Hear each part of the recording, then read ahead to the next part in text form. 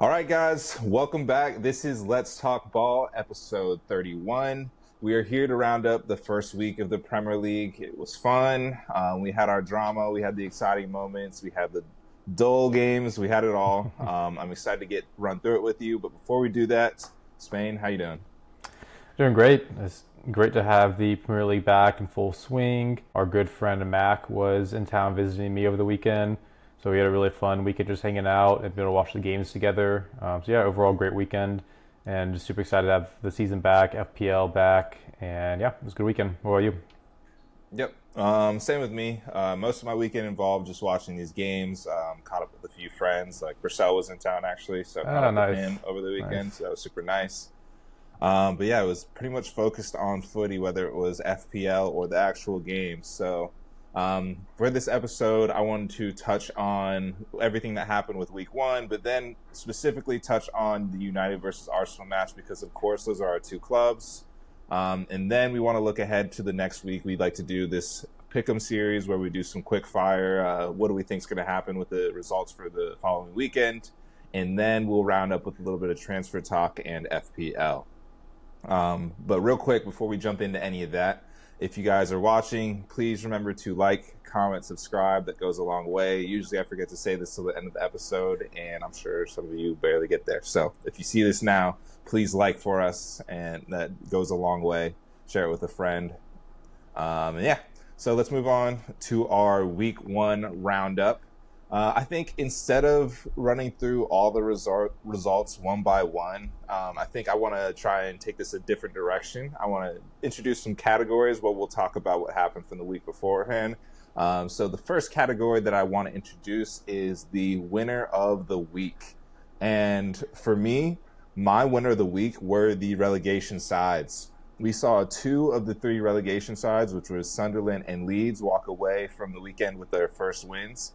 And I thought that was rare, so I did some fact checking on Google right before this, and apparently that's the first time that has happened in 20 years and the third time ever that has happened. So I think that's a pretty big deal. As someone that wants to see the relegated teams, at least one of them stay up and it not just be the three promoted teams end up going down, I think this was like a big win for them, and hopefully it means that we're going to have a competitive season from them all around. So that was my winner. Nice. Yeah, that's a great shout. I also really enjoyed seeing two of the three teams get a win in the first week. I think the Sunderland win is particularly impressive and going to be big for them because I expect West Ham to be in a relegation battle with them. So for them to already have like that 3 points against them, taking away 3 potential points from West Ham should be really big. And I want to say they're the first team to win 3-0 as a promoted team in the first weekend of the season since Brentford did it to Arsenal a good number of years ago when Brentford first got promoted. It was awesome seeing them. My winner of the week would have to be Nottingham Forest. I thought they were not going to be as good or just have a drop-off this year because they were running so hot last year, but they looked really solid, looked really strong. So them, and then like a secondary one being Manchester City because they're bouncing back from last year, it looks like. Yeah. Nice. I like that. What about your loser of the week? I didn't really have one here. Yeah, going alongside with Nottingham Forest is Brentford's defense. They looked very porous, very bad, very unorganized, and it showed with the score line. We know Brentford lost like 4 of their 5 back line, including the goalkeeper. So we knew it was going to be a lot of changes, and unfortunately it looks like they're going to struggle in defense. Unless they make some changes. It is only week one, but that's my loser for the week. Did you have one at all, or?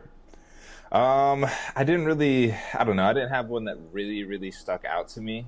I think Brentford is a good one.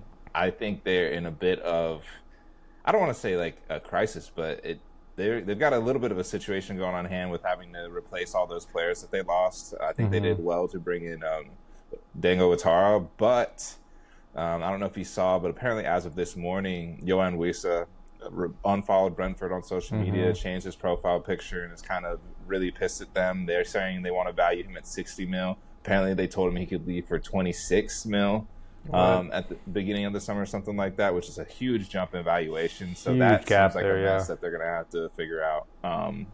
And all around vibes don't seem to be great at Brentford, especially after that open weekend. No, opening yeah, weekend? not at Okay. all. I expected that. I mean, I still expect them to be all right, just because I think they have a good system. Like the clubs run well and all that, as in terms of the system. But not looking good. But still a long season to go. Yeah. But yeah, moving on to the next one. What was your match of the week? Did you have one? My match of the week, from a personal perspective, was I really enjoyed the United versus Arsenal game.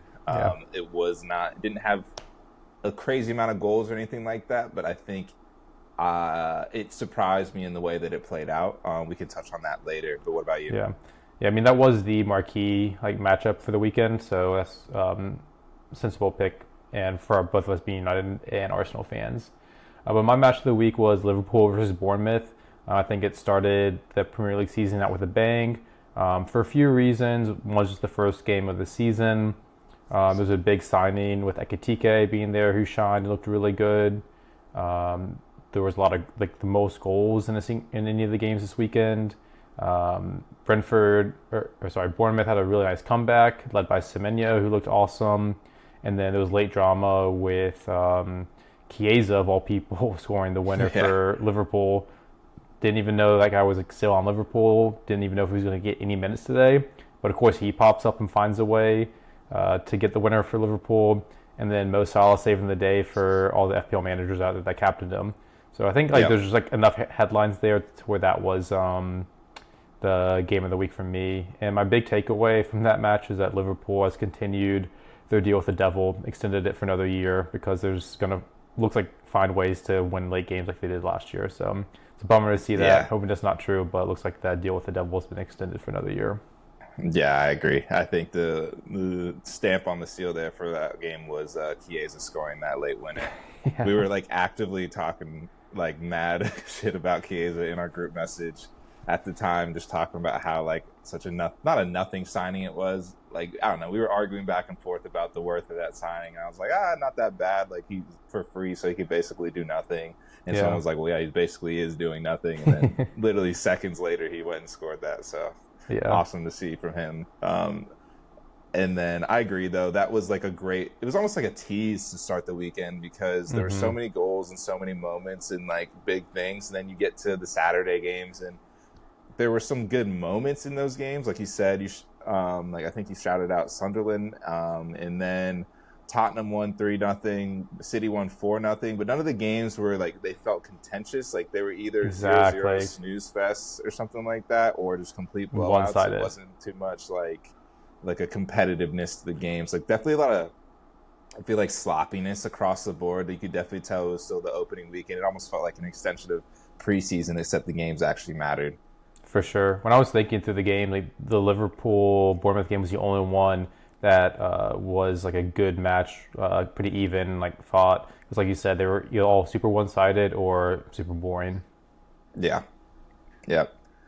So I guess to talk about moments from the weekend, not games that were not boring. Like, what were your favorite moments? So I didn't watch this game live, but I watched like the highlights and Sunderland being back. They're like a pretty big club with some good history there. They haven't been back in the league for a number of years. But the stadium, being at home, winning 3-0, the atmosphere there looked electric. It was super Yeah, loud. I guess they've got like some gates there, like fences, because like they're banging on the fences and stuff. sure. It just looked like they were super excited, like the fans would be back. They really brought it, and they won, and the fans looked like they had a great time out. So I'm excited for them to be back in there. Cool seeing Granit Xhaka playing for them as their captain. I'm a big fan of him, obviously. So that was one of my big moments. And then Wolves and Liverpool tributes to Diego Jota. Those are some nice Yeah, pregame tributes. The You'll Never Walk Alone before the match at Anfield, and then at Molineux, the massive tifo they had there was really cool. So big yeah, respect to those clubs and cool moments. yeah. I love seeing that. Definitely shout out to those clubs for taking the time to do that. And then the Sunderland game was also awesome. Like I watched a little bit of that, and it definitely, like you said, looked like it was rocking. They are super, Hmm. super excited for their team, and they actually are moving mad in the transfer market. They've spent the most out of any promoted side ever. I think I saw that today. And then on top of that, they're looking at bringing in even more players. I saw that they're trying to make a push for John Luchumi, who is a center back from Serie A, who I've loved for years. That Hmm. he was linked to United like back in the Ten Hag days, so that's kind of how I became familiar with him. But he's a super skilled center back, left footer, basically the type of guy that like can almost play like a John Stones, like step up into midfield and be a really Nice. crush resistant center back type role. So I think he could be a really good addition to their team. On top of him already being athletic and good at the defensive side of the game as well. Hmm. So one to watch out for there. Yeah, and I was looking at the highlights of the stadium. They got a big stadium. It's like not like a super small stadium, so good at like just more like the atmosphere part of it. And then being in the Northeast, I know they've got like a nice rivalry with Newcastle. So adding like that little aspect of it when they play Newcastle will be really cool to watch. Yeah, I'm super excited for the Sunderland versus Newcastle matches this season. Yeah, should be a great one. And then, so any other moments of the week, or you want to move on to goal of the week? We can move on to goal. All right, what was your goal of the week? My goal of the week was Richarlison.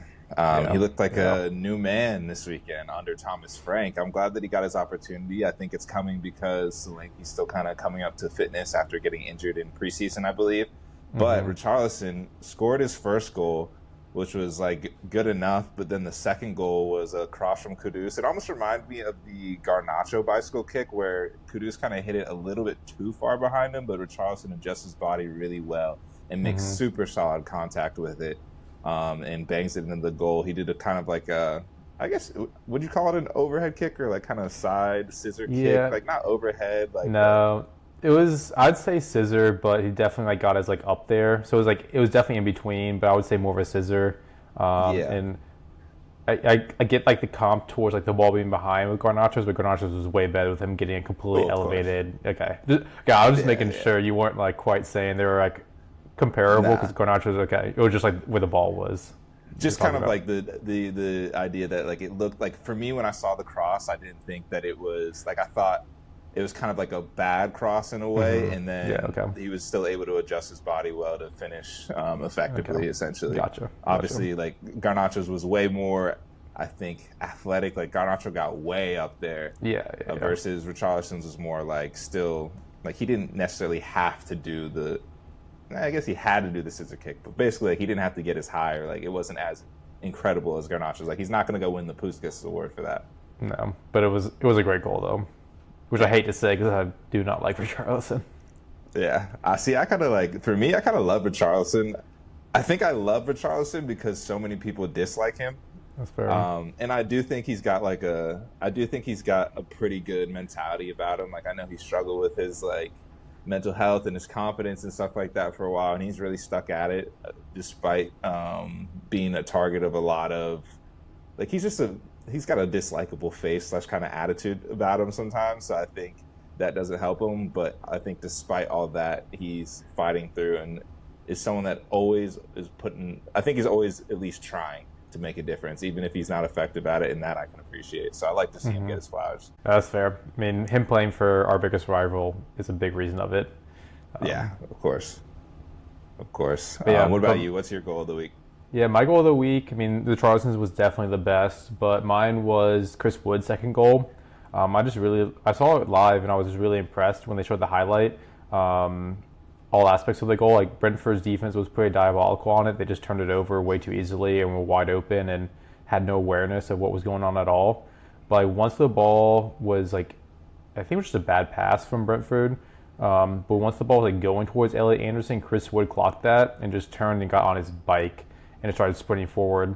And Elliot Anderson like just stepped up onto the ball and first time put a really, really nice through ball right into Chris Wood's path. Chris Wood got the composure to take it ish past Kelleher. Kelleher maybe should have done a little better there, but just the composure from Chris Wood, but really the movement from him and the first time ball from Anderson was really, really nice. So that was my goal of the week after Richarlison's. Yeah, you mentioned that one to me, and then I saw it later on social media, and I love that, especially because Elliot Anderson's like my new. I don't know how to describe it, but basically, like I've got a few players around the league that like I would consider some of my favorites, at least to watch, and I'm like they're like kind of like my players that I'm investing my stocks in. And Elliot Anderson from the beginning of the summer has been a player that I've been really, really high on because I was looking at midfielders for United, and I think he's incredibly, incredibly good. So I want to see him. I want to see his stocks continue to go up because I'm invested right now, for sure. and he's a super like he's physical. Like I feel like he can just do it all. He's physical. He's super athletic. Like if you look at his aerial duel numbers, he's like one of the best midfielders in the air in the whole Premier League. But on top of that, he's also got the tech behind him. Like he's got a good shot on him that has passes like that in his locker. So I love that. Like I think obviously Chris Wood is a great striker and his movement is instinctual like that. But I think it says a lot of what he thinks about Elliot Anderson's ability to get him the ball in that scenario as well. To even like he's got the faith that he will get the ball if he makes those runs as well. Yeah, yeah. Just like a really well taken goal, and loved every aspect of it, watching it back. And yeah, I think Elliot Anderson's a phenomenal midfielder. Like I said, all action, does it all, and just a midfielder any team would want, and any team would want that player in the midfield because he does it all, works hard. Yep, exactly. And super dependable. Yep. But moving on from that, who was your player or performance of the week? Who would you give that to? Mine, regrettably so, I gotta give it to Reinders from Man City. What a way to make your Premier League debut. He had He had a goal and an assist, but then he also had the pass. Like he had basically a run and then a pass that set up the City. I think it was City's first goal in that match as well. So I don't think he got the assist for it, but he basically had this like cheeky run through the midfield where he basically splits a couple guys by doing what I would equate to like a hezzy in basketball, splits them and then dinks it right over the line, finds a player who then like hits it across the box. I think he found Rico Lewis who then hits it across the box. Oscar Bob. Yeah. And then I just thought that was really awesome to see. Like what a way to introduce yourself. That dink chip pass was sick. Yeah, exactly. I was sitting there watching with Mac, and I was like, oh my God, that was so nice.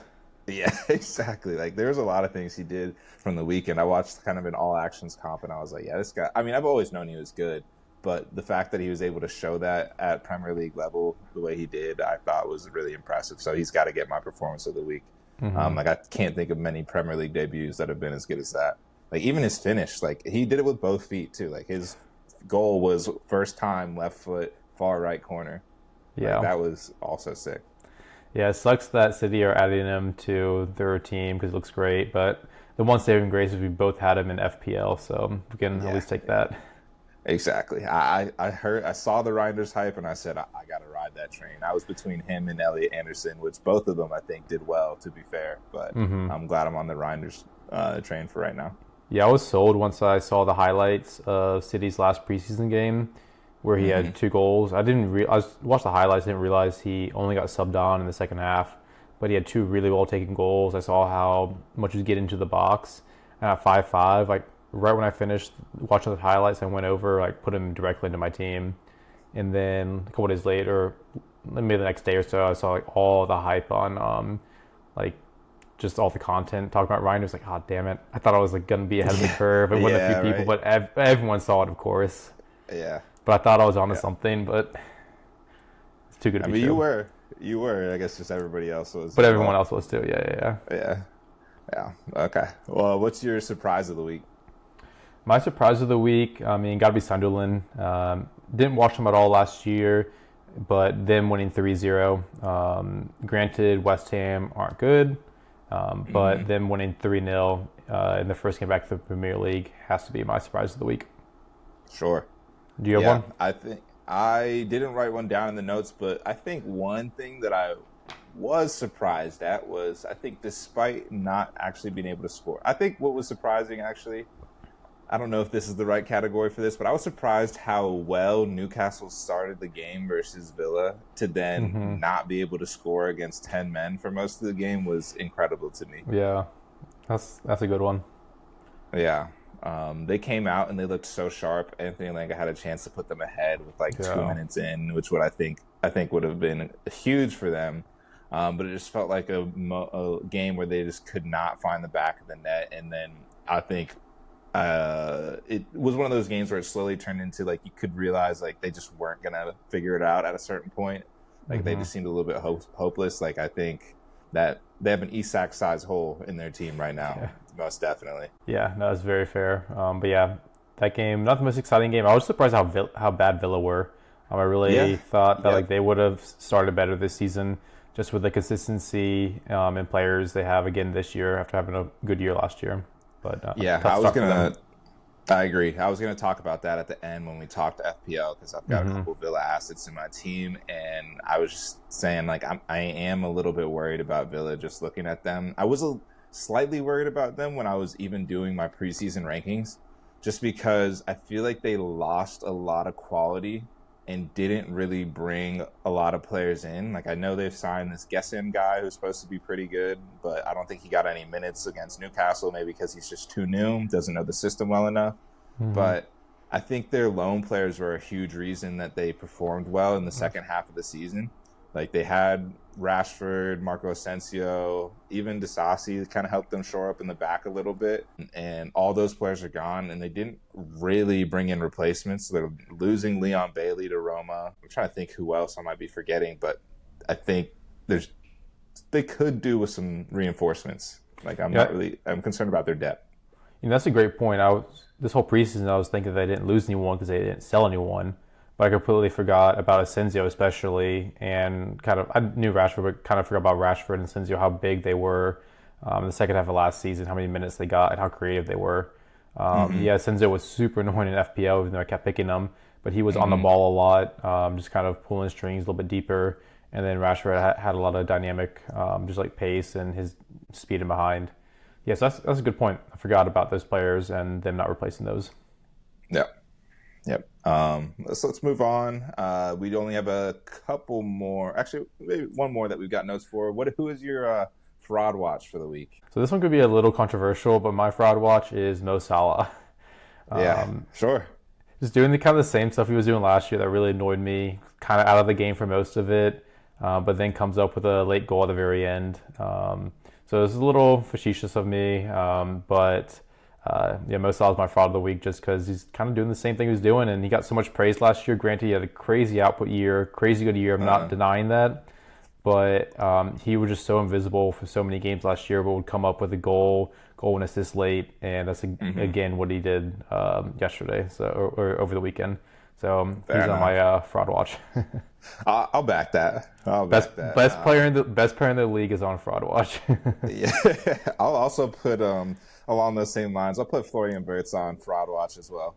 That's I fair. think he's a great player, but in that game he looked like he was struggling to keep up with the pace just a little bit. I don't think he put the impact that you would like a record signing to do in that match. Hmm. So I'll put him up there as well.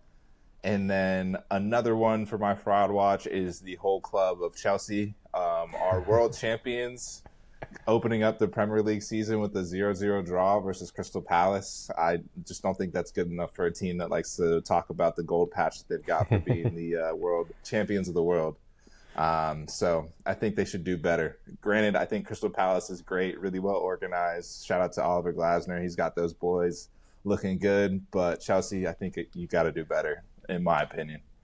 I love that shout. I did not watch that game because I was watching the Forest game because it looked more exciting. But when I turned it on, not long into the game, kind of had the Chelsea game on the side, but my illegal stream, was not keeping up, so I didn't really watch that game.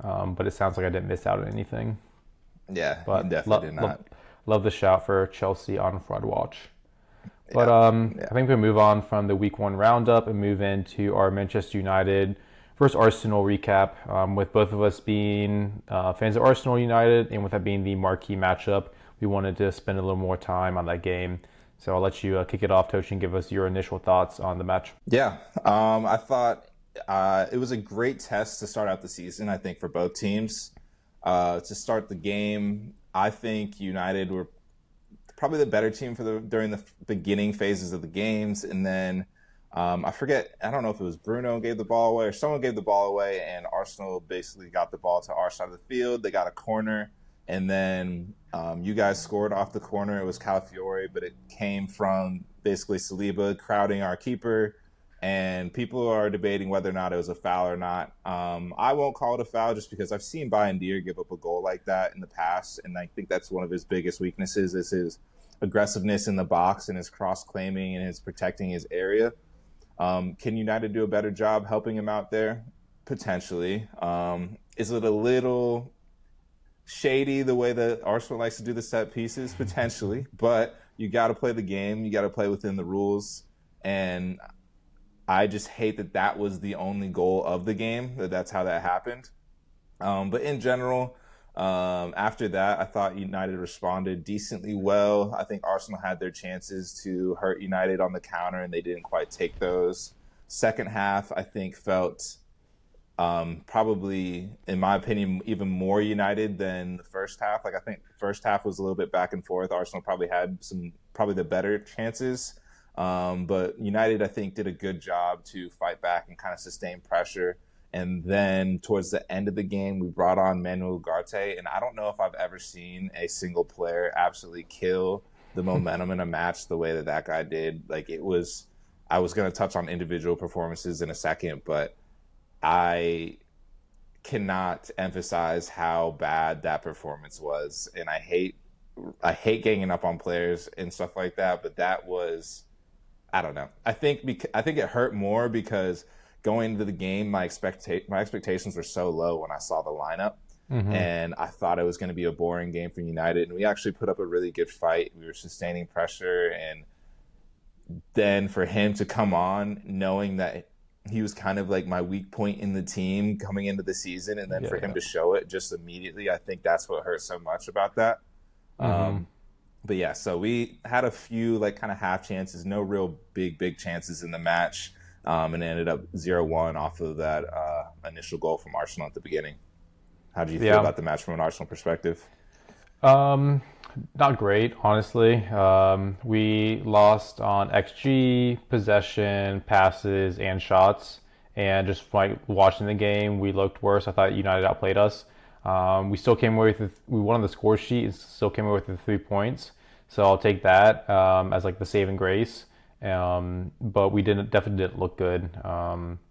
Like people always say, like, oh, if it's a sign of a champion, or it's always a good sign when you can win when you don't look good. But like even like then, I just don't did not like how he looked. I know we've had bad games against United at Old Trafford in the past, and that's been talked about recently. So I'm hoping this one, just first game of the season, and two, we play bad at Old Trafford for whatever Mm-hmm. reason, and hoping that there's nothing more to it than that. But yeah, we just like lacked any like penetration offensively. Like didn't get into the box much at all. Saka was super quiet. Gyökeres was underwhelming, but we didn't really give him the ball to like that well. And anytime we were on transitions, we either made the wrong decision. Like there was one time Martinelli made like a wrong run like into the middle and overcrowded it for Odegaard, or we just had a bad pass. So yeah, overall we just didn't play great, and we're pretty poor. So did not like what I saw from the first game. But like I Yeah, said, we still won, so I'll take it. But it didn't look good.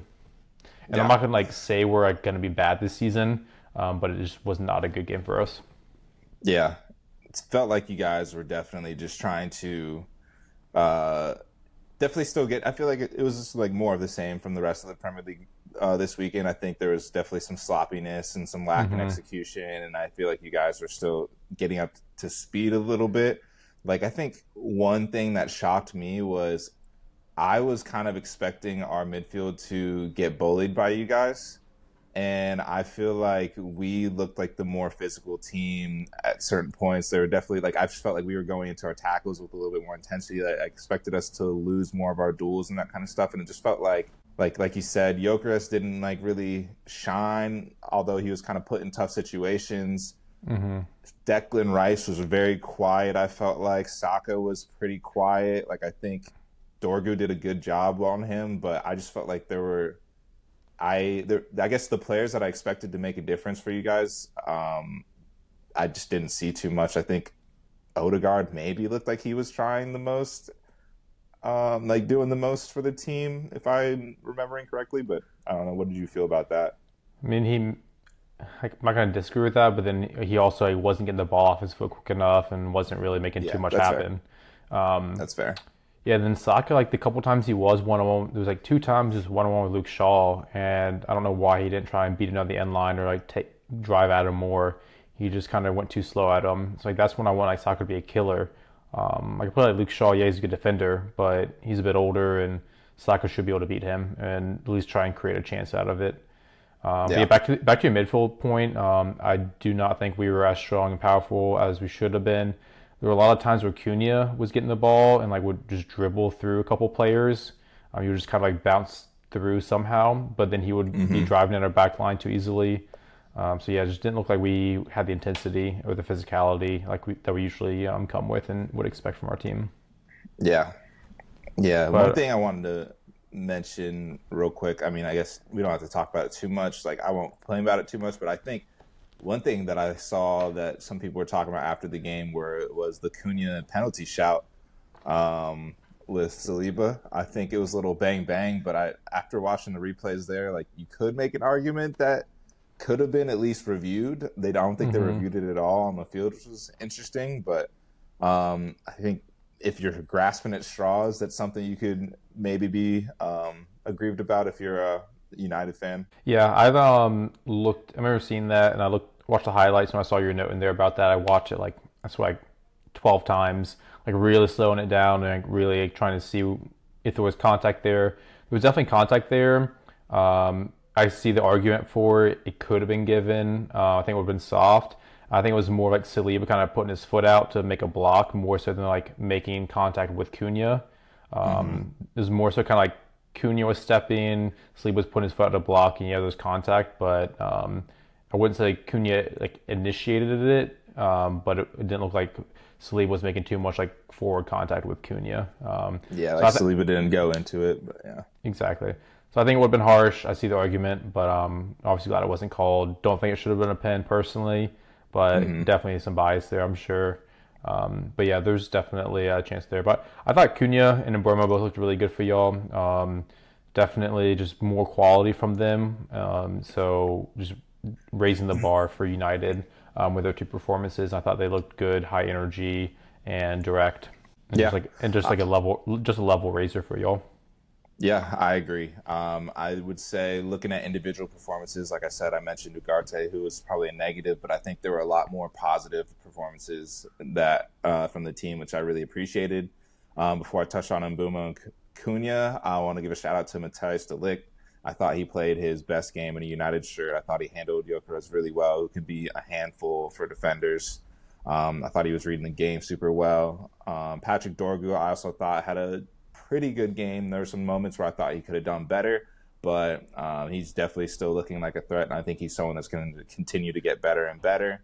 Ahmad was causing some issues when he came on. Like he had Madueke looking a little lost on a couple of those first initial Yeah. drives, which I thought was hilarious to see.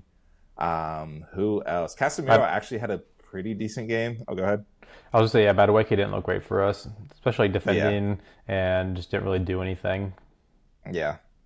A little Yeah. bit disappointing from him. Let's see. Yeah, I think those were the major ones. But yeah, Cunha and Mbeumo, I think, were our best players. Oh, also shout out to Mason Mount. I thought he was also really good in that game. That one through ball he had to Mbeumo early was really, really nice. Yeah, exactly. I think he's a baller, and I think if he can continue to get a run of games, he's going to make himself. I said this on one of our first podcasts. I think he's going to be a player to watch out for United this season. But yeah, Cunha and Mbeumo were both really, really good. I think Cunha was showing. I think I talked about this when we were talking about our favorite players from each team last season.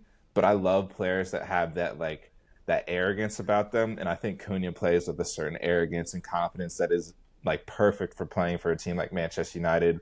Like he's someone that when the lights are on, he wants to take responsibility. Like he wants to be that guy, and I love that about him. And I think he kind of showed that. Like at a certain point, like I felt like he just didn't feel like he was on the ball enough. So he was like, I'm just gonna drop deep and I'm just gonna drive at Arsenal and see what happens. And like he created one of the bigger chances of the game by doing that. And then Mbeumo, I think, showed his class throughout the game. He was always just finding himself in the right areas. He was kind of doing a little bit of everything. And I thought the both of them looked like money well spent for United. So I can appreciate that. Yeah, no, very fair. Good signings for you guys. So I would have been happy if I were a United fan. Yep. Yeah, for Arsenal, none of our new players look great. Like I said, Gyökeres was underwhelming on his debut. Madueke came on. I thought he might start this game, but he didn't, which don't really feel strongly either way. Not that Martinelli was great, but Madueke came on, didn't look great either. He was not on for very long, and we were kind of not playing well, and more defensively. I think trying to see out the lead. But yeah, nothing like really to write home. Zubimendi obviously started. He looked okay, not bad, not good. Just kind of didn't really notice him too much. Yeah. So nothing. I can't really speak on Zubimendi just so I didn't really notice anything about him. Just kind of, like I said, not good, not bad.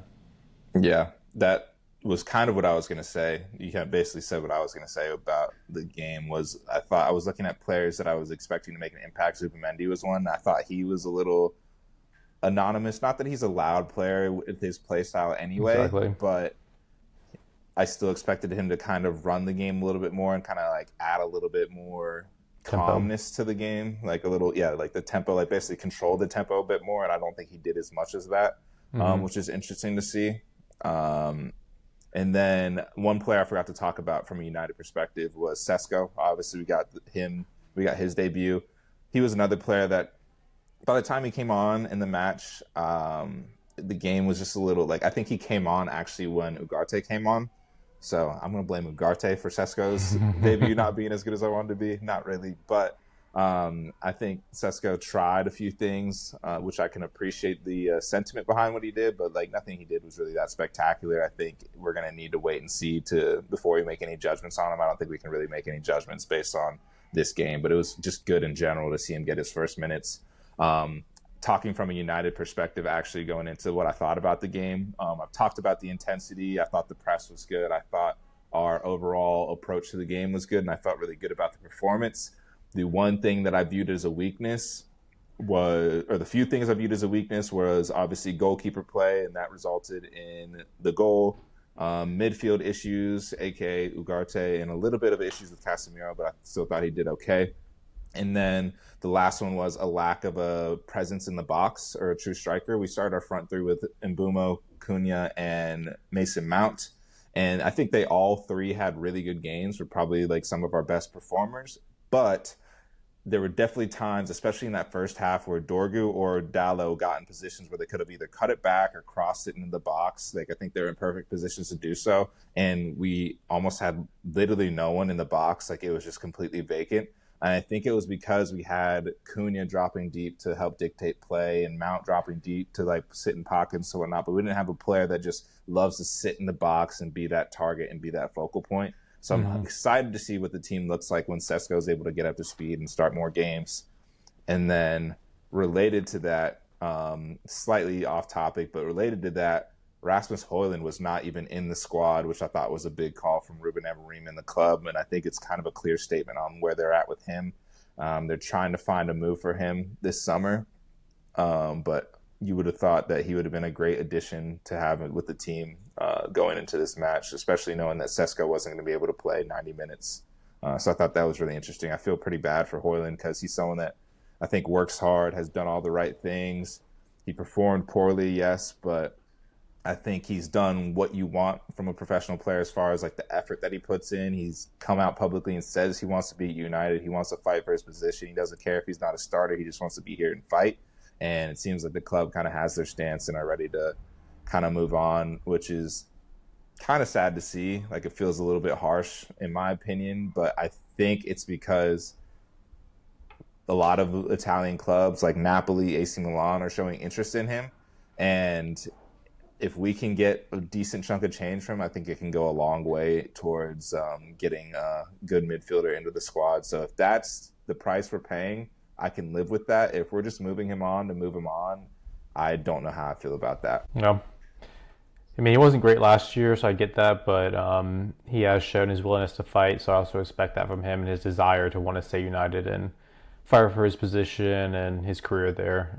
So I definitely get the sentiment, just like respecting that from one of your players. And like I said, like you mentioned, like he wasn't great last season, but I guess to give him a quick like devil's advocate, he wasn't good in his second season, but his first season he was like the Champions League group stage goal leader. Like he scored 5 games in a row for Manchester United in the Champions League, which is like unheard of.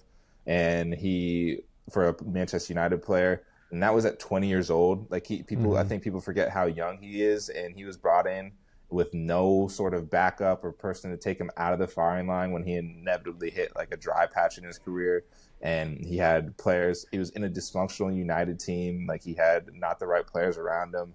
And so I just, putting all the blame on him, I think would be harsh, but I think it must be a financial thing. Like it must have like gone through plan A and plan B and plan C. And they're like, this is our best way to generate money needed. And I'm still delusionally holding out hope that if we can get money for him and Garnacho, we go in for a cheeky, just like not world record, but British transfer record fee for Baleba at the end of the window, even though we said we're walking away from that, because that'll be my only consolation here. I don't blame you. And it sounds like you need Jadon Sancho to step up and help you guys out a little bit because it looks like he's not being very helpful whatsoever in leaving the Bro, club. I forgot about that. We were like, yeah, we'll take 20 mil from Roma for him, and he denied the contract terms with Roma because he doesn't want to give up his wages. And I'm like, bro, yeah, like, he's a bit of a cancer to United right now. Yeah, I saw that. Just like shaking my head, man. This guy looks like he's just kind of everything I've heard. Like all the rumors about him being difficult to work with, not good for the locker room. When I saw him turning that down, the contract from Roma, I assumed it was because of wages. I'm like, okay, maybe I am seeing everything that is true, everything that people are talking about. I was the one to get him out. Yep. I'm one to defend players and whatnot, but he just definitely not doing himself any favors. I get wanting to secure your bag. You sign the contract. You're entitled to the money.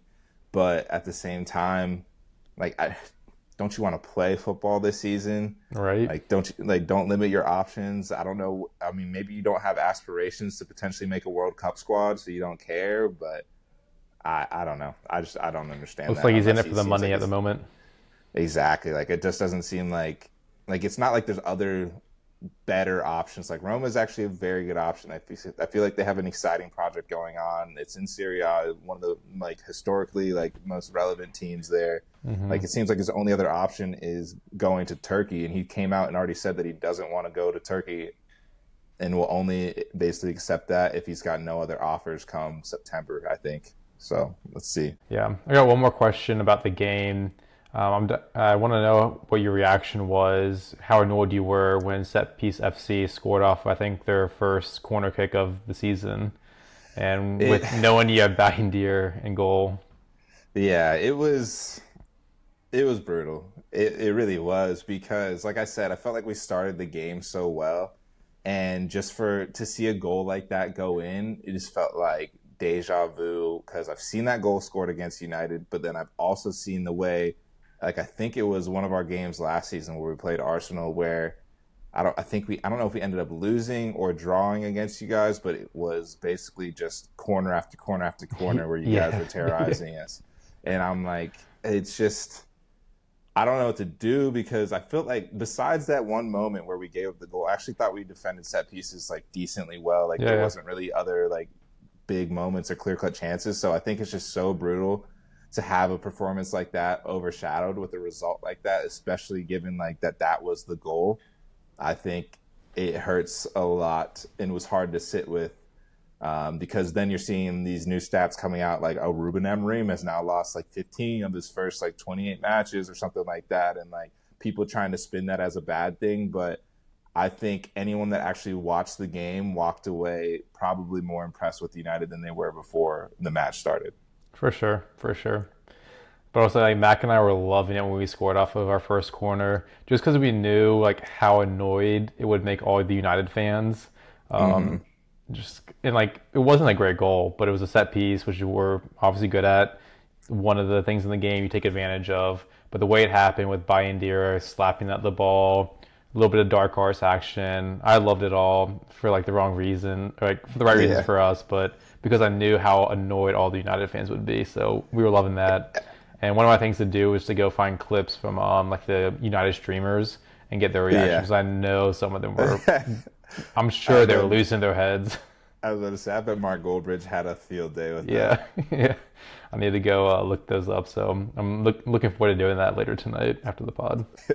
I felt not the same thing, but I felt a certain way. I honestly started feeling bad for Gyökeres at a certain point in the game because I knew so many eyes were going to be on this match, and it was going to be his debut, and Oh, this, yeah, I know this, what and you're that. going to say. Pressure's on, and then like there was just a couple moments, like I think there was one where he got the ball and like almost like tripped over the ball himself or something like Yeah, that, he and was I just kind of was like, on the left "Go side of the ahead." corner of the 18, like gonna cut in Yeah, on his right, and like he was like, oh, it was a good chance. He was one on one with one of the center backs, and then just tripped over the ball, and like, it's like, oh, yeah. I yeah, was like, I know those fail comps are gonna go crazy after the yeah, game for sure. for sure, for sure. But But that's all I had that's on what you Arsenal deal with, and United. you gotta roll with those. But yeah, that's definitely coming. Yeah, yeah. Let's move on. I think that was a good way to wrap up the first round of the Premier League matches. From a United perspective, I'm looking optimistic for the season. I think we've got some easier matchups coming up. I think we've got like Fulham, Burnley, but then we also have a couple harder matches like Chelsea and City, I think.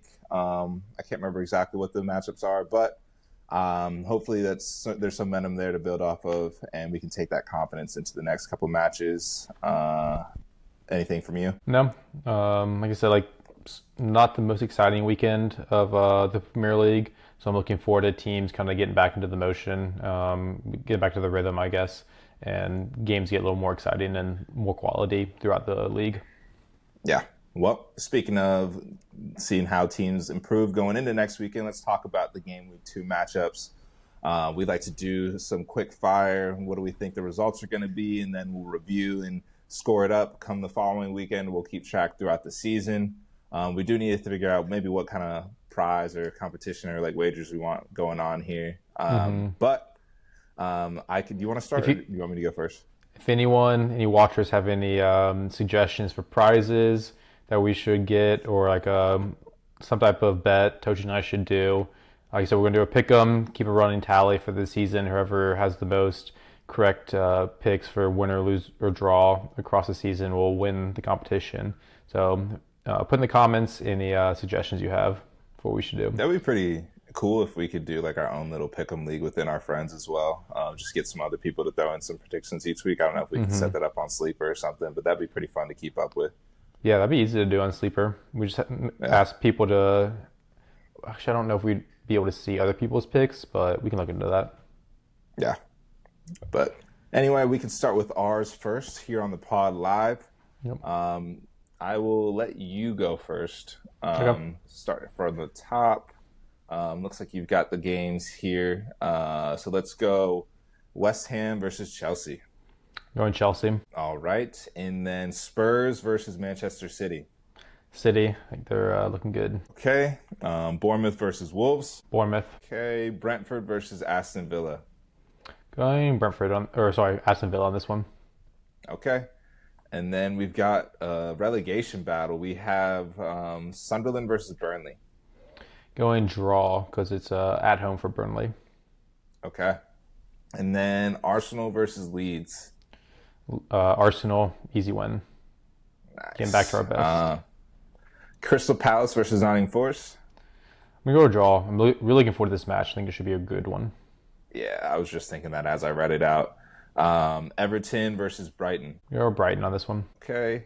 Fulham versus Manchester United. Maybe a little controversial, but draw. Okay, fair enough. And then we've got Newcastle versus Liverpool. Liverpool. Maybe Right. the Alexander Isak derby. Wow, you're right. You're right. Oh my gosh, all eyes are going to be on that one. That's going to be a spicy one. All the talking points. I'm sure there's going to be headlines. Winner gets to keep Alexander Isak. Yeah, They should wager yeah, that. they should. Just That would like be hilarious. that way, there's finally a conclusion to this saga. Winner gets Isak. Oh my gosh, what a wow! I know we should make like a drinking game or something. Like every time Oh my Isak's name is God. mentioned on the broadcast, take a drink. It's going to be ridiculous. That's a great one. All right, your turn. You ready? Yep. West Ham versus Chelsea.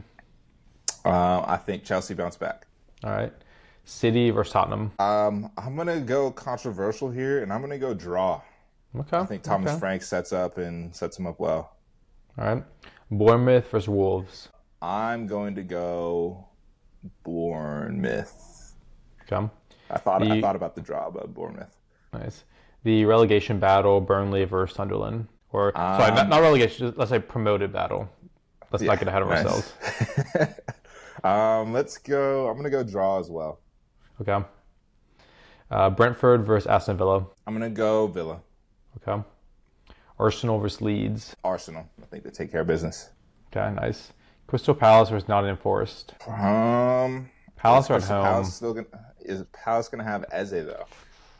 Good question. Um, mm, that's a great one. I'm gonna go draw.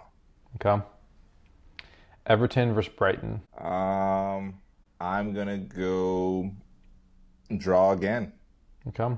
That'll be Everton's first official game in their new stadium. Sure.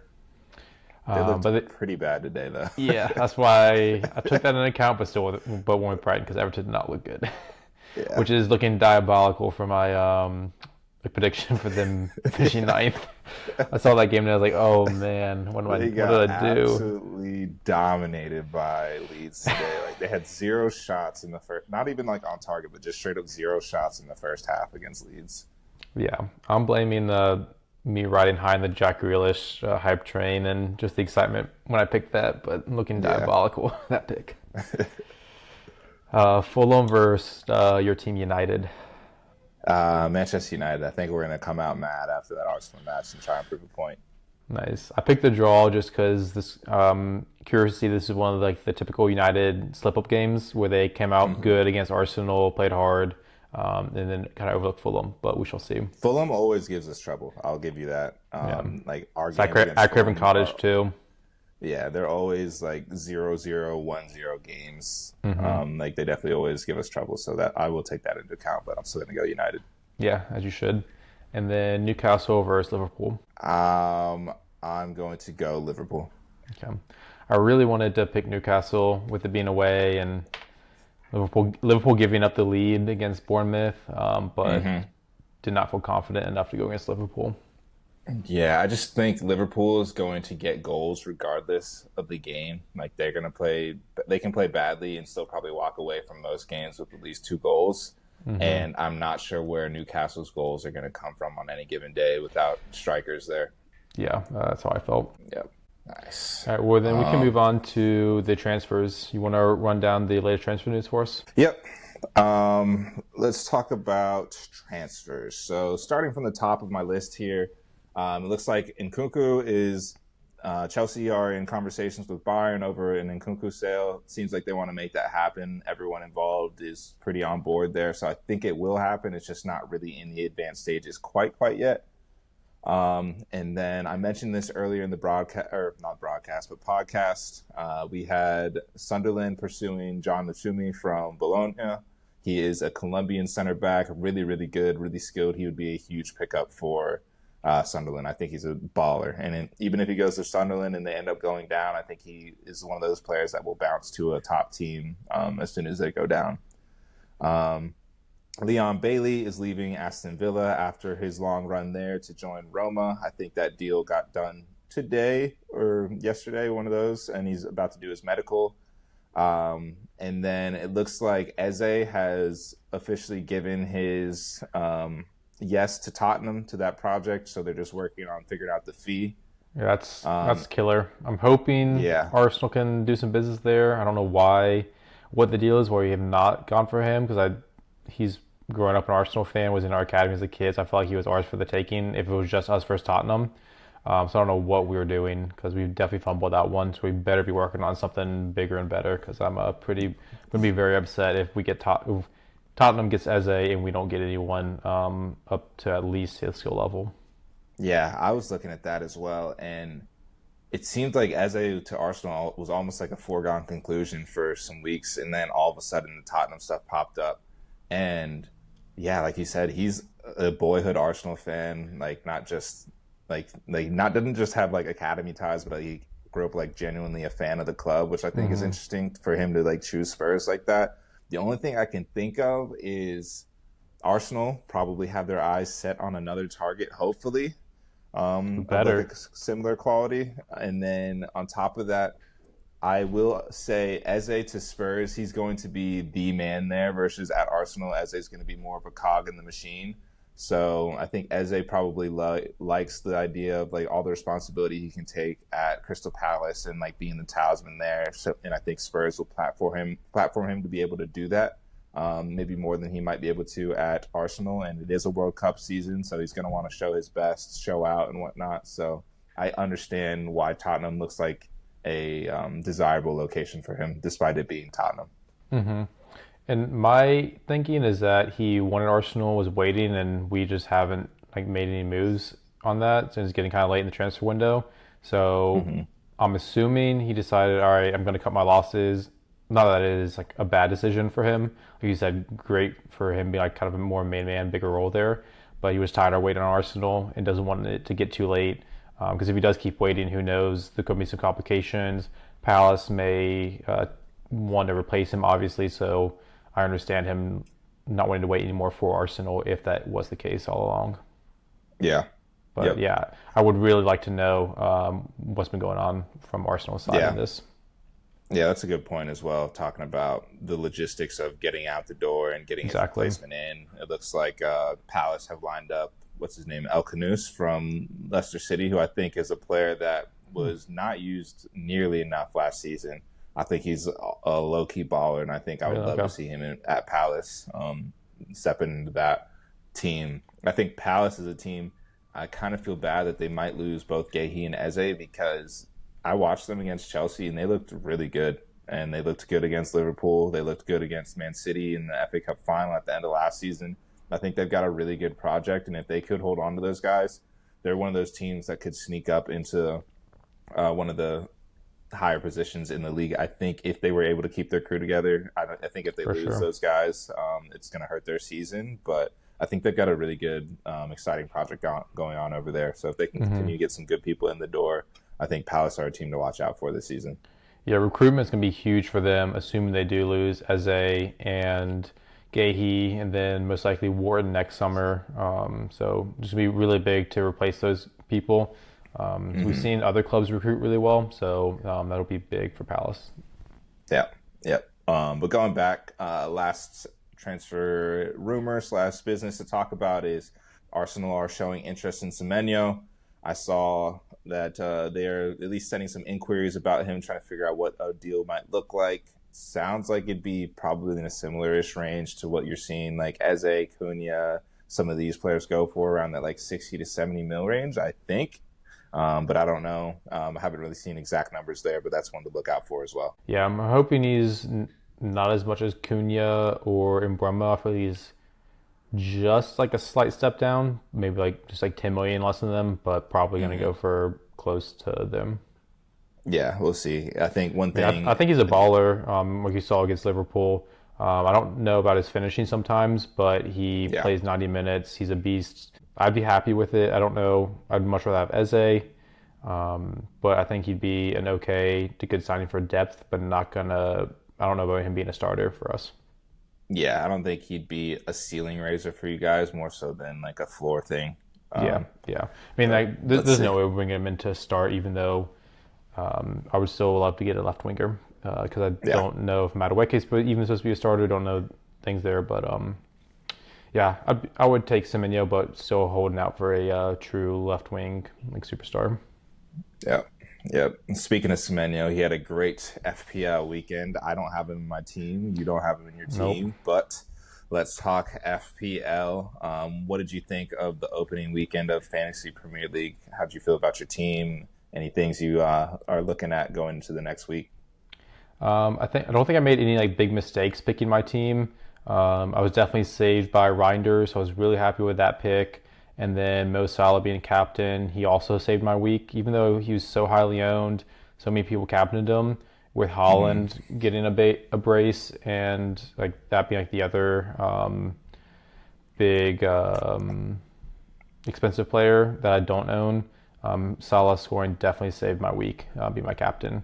Because I feel like Holland was probably the other big captain player because he was the other expensive player. Yeah. Apart from that, everyone was okay. I'm happy. The one thing I am happy about was going against Palmer and that working out in my favor because it sounded like he was pretty anonymous in the game, even though I didn't watch it. But unfortunately, I swerved Palmer for Saka. Unfortunately, Saka also was pretty anonymous and did not return for me. But we do have Leeds next at home, so I'm hoping going against Palmer, going with Saka, will be kind of something that really plays in my favor.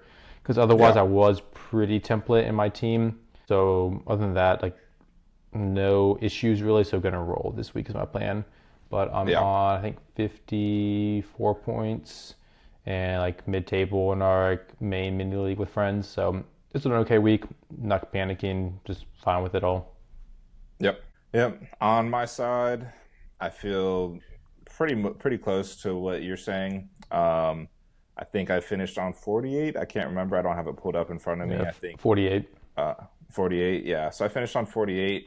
Not as good as I would have hoped for, but it's still early. Not time to panic and wild card week 2 or anything like that. Um, I would say my biggest areas of concerns after watching the first set of games would be I thought my Forest defense doubled up there is fine.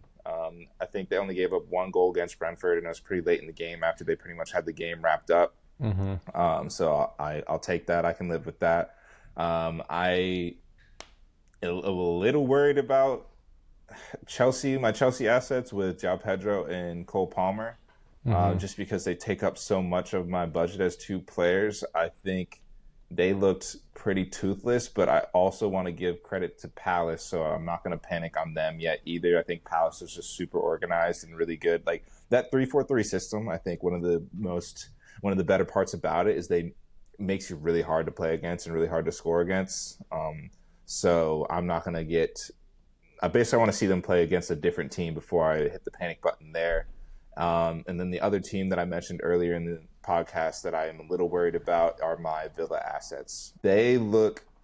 Morgan Rogers looked pretty anonymous in that game from what I saw. And then in general, something about Villa, maybe this is the same thing as last year now that I think We were about it. saying that a lot. I think we said this last year. Like they're just a pretty uninspiring team. Like they don't look that good of a team. I don't know how they end up so high up the table because I feel like they get like everything about their team kind of gives mid besides Morgan Rogers and Ollie Watkins, really.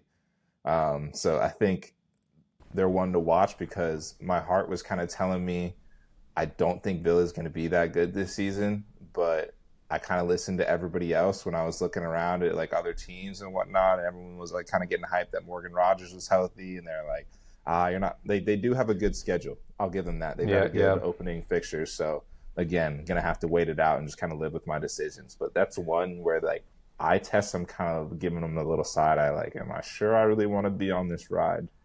Yeah, because we both made late moves on Friday afternoon to bring in Rogers. I brought him Mm-hmm. in for Sar after doing like a couple of minor changes in my defense. I wasn't that convinced on Sar. Like that 6'5" spot and Yao Pedro, the 7'5" forward, were the two I was most up in the air about.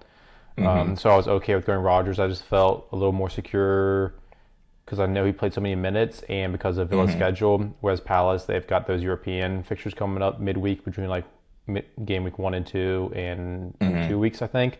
So I was okay with going Rogers because of the fixtures. I felt quite confident picking Watkins because he was having a good preseason and because of fixtures and he's reliable.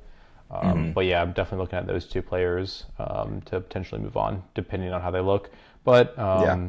there's no one that I'm really dying to get in those two positions either at the moment.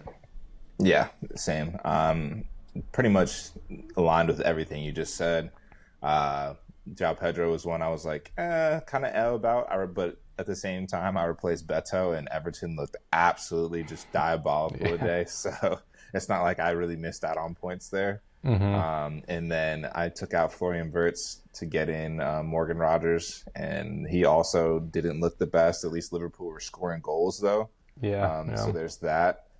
But other than that, I don't know. I can't have too many regrets about my team, and I think it's like I said, it's just week 1, so let's not overcorrect or overreact to anything that we've seen so far.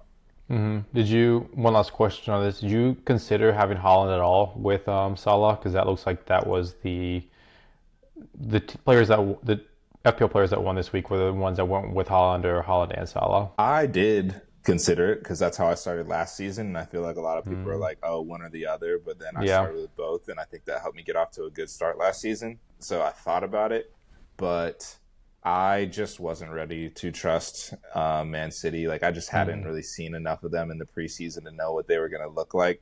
I have a feeling that they were going to come out looking good just because I feel like there's no possible way they could be as bad as they were last season. But I kind of wanted to see the proof yeah, yeah. first. So we'll see. And I still am not convinced that they will consistently outscore what you could create by spreading out the funds a little bit. So let's Mm-hmm. see.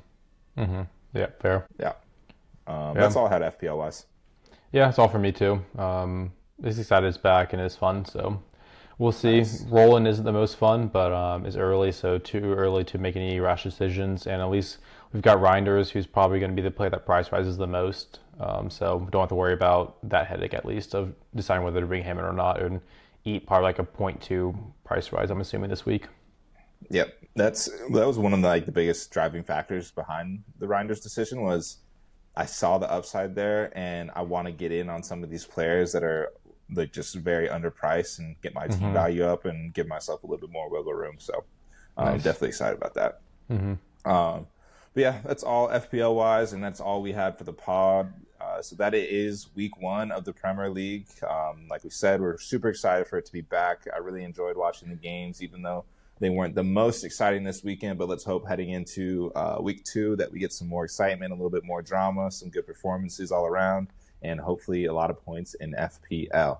But if you're still watching at this point, please remember to like, comment, subscribe, and we will be back with you next week to talk about the next round of games. Yeah, thanks for tuning in. All right.